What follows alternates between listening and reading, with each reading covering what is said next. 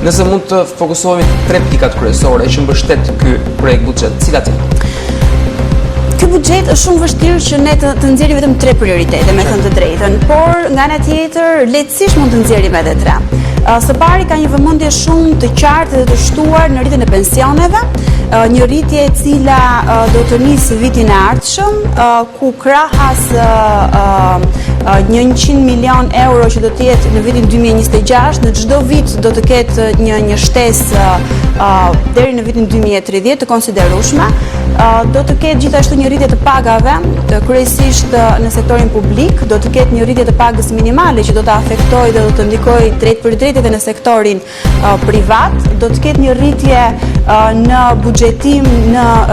sektorin e shëndetësisë me 15 milion euro më tepër, me fokus të veçantë tek trajtimi i sëmundjeve të onkologjikut, tumorale kanceroze e të tjerë, do të ketë 10 milion euro më tepër me një vëmendje të shtuar në siguri dhe Ministrinë e Mbrojtjes, duke u fokusuar edhe në arritjen e gjithë perspektivës dhe angazhimit në NATO. Pra është një buxhet që me të vërtetë nëse e shohim tregon edhe një herë angazhimin e rëndësishëm që kjo qeveri ka për të vijuar me të gjitha ato politika sa ekonomike aq edhe sociale.